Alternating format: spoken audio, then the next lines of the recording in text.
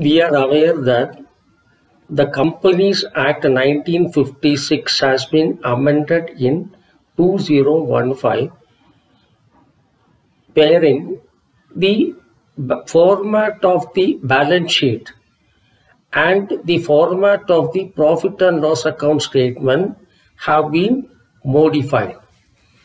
Let us today, by this video series 45, discuss the various items of the balance sheet which is prescribed as per the Companies Act 2015.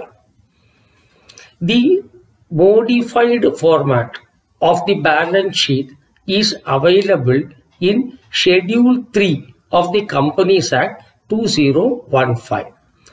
Today we are going to discuss each and every item which is there as per the modified format of balance sheet.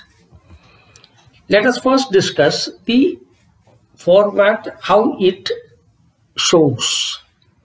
The first one, there are 4 columns. The first column is the particulars.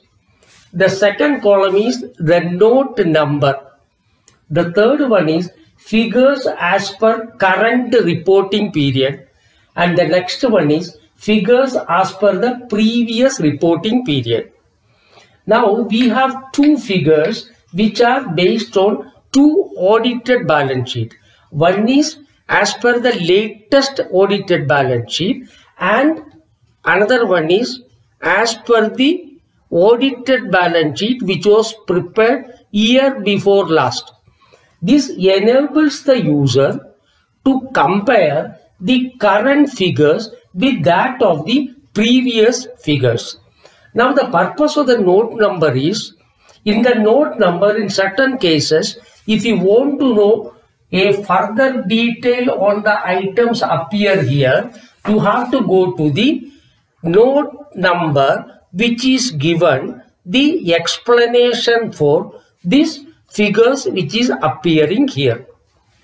Now the new modified format is based on the accounting equation. Accounting equation says capital plus liabilities is equal to assets. So the question comes where the capital is not a liability. Yes, it is a liability. So what is the shareholders fund and what is the fund raised from outsiders? There is a distinction. Capital is known as either as equity or as shareholders fund.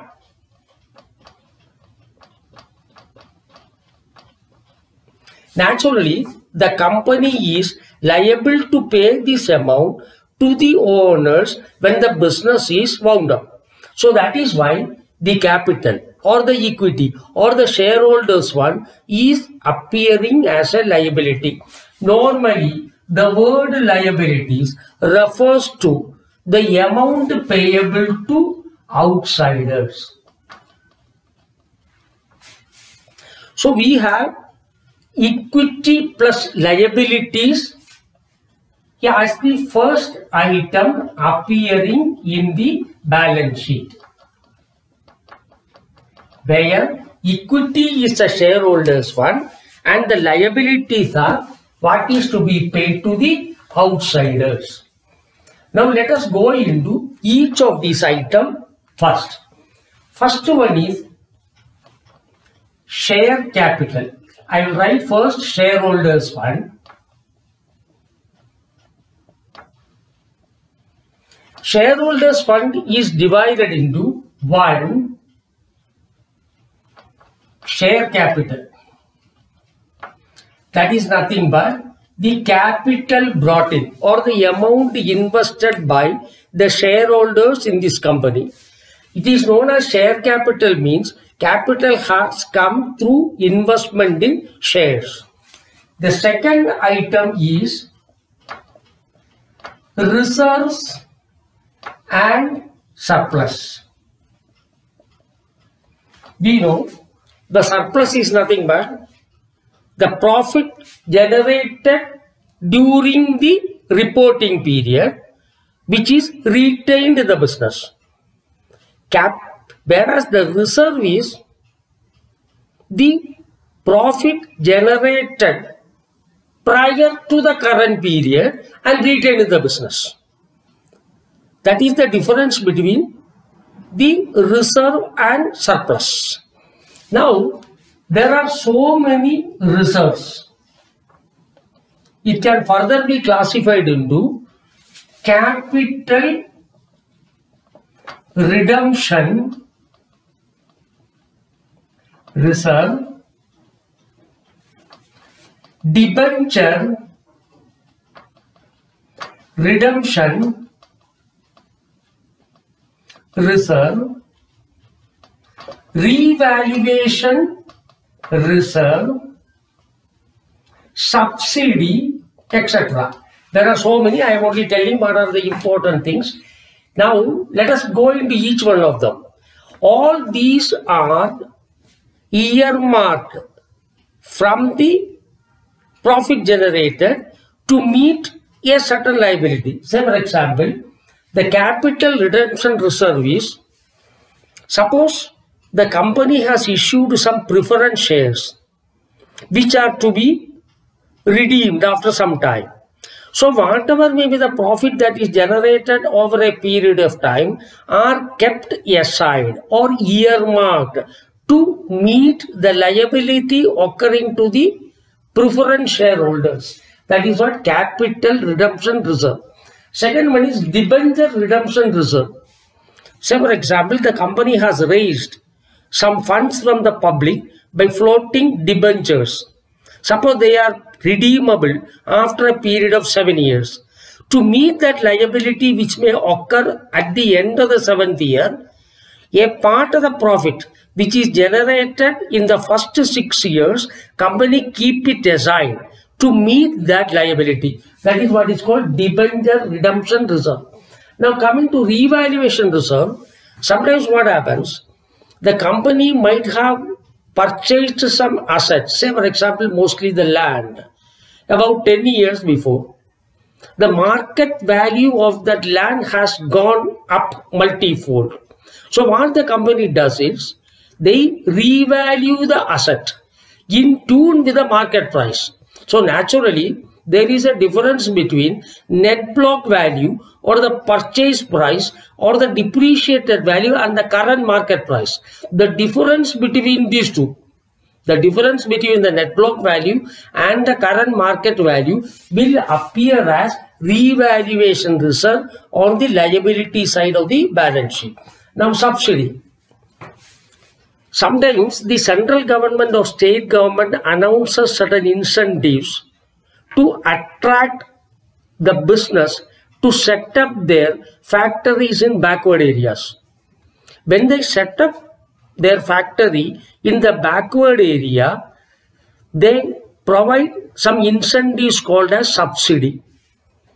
So this enables or attracts the companies to go to the backward areas to set up the factory. So such subsidies which are receivable will appear as a reserve in the balance sheet of the company. Now the next one is item number 3 is money received against share warrants. Share warrant is nothing but an intimation to send to the investors to pay for the earmarked shares to them at a predetermined price. Whenever the investor accepts and makes payment pending allotment of share, whatever the money that has been received will appear as money received against share warrants. The next one is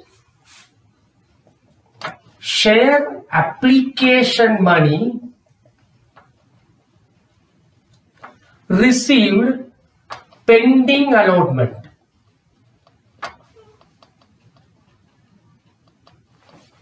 Now say for example, the company has gone in for an IPO or FPO, say on 20th of March. Now, the investors have invested the money and the money is received by the company. On 31st of March, when the company draws its balance sheet, the shares are not allotted, but the money has come. So, any money that is received by way of application for investment will appear as share application money received pending allotment of shares. Now, the second item which comes there is non-current liability.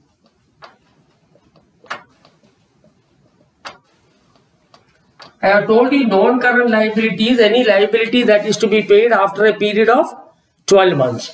The first one is long-term borrowing.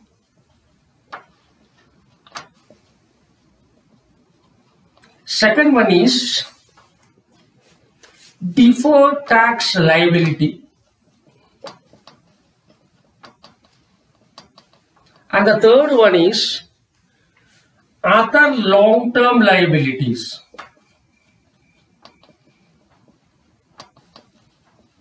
And the fourth one is long-term provisions. There are 4 items coming under non-current liability. The first one is long-term borrowing. Long-term borrowing means any borrowing which is generally availed from bank, which need to be paid after a period of 12 months. For example, the company had availed a term loan and the outstanding in the account as on 31st of March is say 20 lakh. The repayment period proposed for this loan is say 5 years, which means every year the company had to pay 4 lakh to the bank. Now, when you look at as on the balance sheet date, the balance is 20 lakhs and what is payable every year is 4 lakh, which means out of the 20 lakh, 4 lakh is to be paid within 12 months and balance 16 to be paid after 12 months. So what we do is we will split the balance outstanding as on 31st of March into 2. What is to be paid in the next 12 months will go to the current liability. What is to be paid after 12 months, in this case it is 16 lakhs, will go into a long-term borrowing. The second one is deferred tax liability. Normally when we do the analysis of balance sheet, we ignore that figure, deferred tax liability. But even then I shall tell you what exactly is this one. So for example, I am taking an example, a depreciation rate. When the depreciation rate on fixed assets as per Companies Act and as per the Income Tax Act varies. So naturally, when you apply the rate of tax, it varies. So sometimes it becomes a liability. The company may have to pay more tax if I apply the Companies Act and IT Act, because we go by what is to be paid as per the Companies Act when we prepare the profit and loss account statement. So when this tax to be paid is higher, it will appear as a deferred tax liability. There are cases when as per the Companies Act, the tax to be paid is less, whereas as per the Income Tax Act, the tax is payable is more. In which case, it will come as deferred tax assets. That will come on the asset side of the balance sheet. Now, when as a banker, when we analyze it, we will ignore the deferred tax liability and deferred tax assets. If it appears as a deferred tax liability, we will add it to the reserve before doing the analysis. If it appears on the deferred tax asset side, then we will deduct that from the reserve while doing the analysis. This part we will discuss in detail when it comes to the balance sheet analysis. Now, I am coming to the next one. What are the other long-term liabilities? The other long-term liabilities could be the company raises some unsecured loan from friends and relatives, which is to be paid after 12 months. Company floats a debenture to raise money from the market. The company has some deposits provided by the distributors or agents as a security deposit. If they are payable after 12 months, they all get classified under other long-term liability. Here you should understand, out of this one, if any part of that amount is to be paid within the next 12 months, we have to provide that as a current liability. And what is to be paid after 12 months will appear as a long-term liability. Now coming to the long-term provisions. Suppose the company has got some employees, say 10 employees are retiring after a period of 5 years. The company knows that they have to pay the provident fund and gratuity to the retiring employees. The company keep aside a part of the profit every year to meet that liability after 5 years. That is what is called long-term provisions. So with this, we have come to the non-current liability. Now let us go to the current liability. Current liability is the third, say for example, if I take 1, if I take this as 2, this will be the third head under which it works out. First one is short-term borrowing. And second one is trade payables. And the third one is other current liabilities.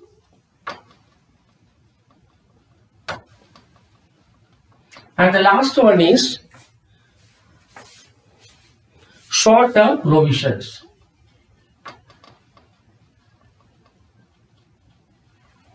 Let us understand each one of them. Short-term borrowing means we know that any borrowing which is to be paid within a period of 12 months comes under current liability. Because the definition of current liability is any liability which need to be met in the next 12 months from the date of balance sheet. The one example could be the working capital finance the company has availed from the bank. Comes under short-term borrowing. Whether it is a cash credit, hypothecation of stocks, whether it is a cash credit, book debts, or whether it is a bill purchase, whether it is a bill discount, whether it is an overdraft. The validity period of the sanction is 12 months from the date of sanction. So naturally, any working capital borrowing will appear as a short-term borrowing. The second one is trade payables. Trade payable means the company purchases the raw material from a supplier and the supplier permits some time to the company to pay. Suppose the company gets 1 month credit on purchases. As on 31st of March, whatever the amount due to be paid to the supplier will appear as trade payables. That is, should be related to the trade transaction. So any payables which are not related to the trade transactions will appear under other current liabilities. As I have explained to you earlier, suppose the company gets their invoices printed by a printing unit and the printing unit gives some 2 months time to him to make payment. So any amount payable to the printing unit which is not related to the trade will appear as other current liabilities. And there could be other current, be some more examples. Advances received from the buyers. It could be any sundry creditors, as I have explained. So outstanding expenses, as we know that a salary which is payable on 31st of March is getting paid on 5th of April. On 31st of March, the company has not paid it, but it pays only on 5th of April. But this salary pertains to the year in which the balance sheet is prepared or the P&L is prepared. So naturally, the matching concept of accounting says that the period for which the income is taken should match with the period for which the expenditures are taken. So if an expenditure pertains to that particular period, whether it is paid or not, has to appear as an expenditure. So since it is not paid, it will appear as a liability in the balance sheet. That is what is outstanding expenses. Now coming to the third one, short-term provisions. Short-term provisions means The company is drawing its balance sheet, say as on 31st of March. Company decides to pay dividend for the profit earned during the period as on 31st of March. So now the payment may be happening in the month of April or May.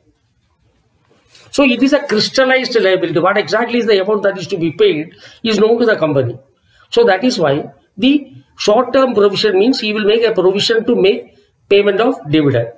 The second one is, example could be income tax payable. Say for example, while after finalizing the accounts, the company knows that they may have to pay some additional tax. So what do is, they know exactly what is to be paid. So they carve out that portion of the tax payable from the profit and loss account statement and provide that as a short-term provision. So these are all examples. Provision could be long-term provisions, that is to meet the liability to be paid at a later date after a period of 12 months to the employees, or the short-term provisions which may be occurring within a period of 12 months like payment of dividend or payment of taxes, etc. So all these put together, it will be totaled as total liabilities. Now we will go to the various items of the asset side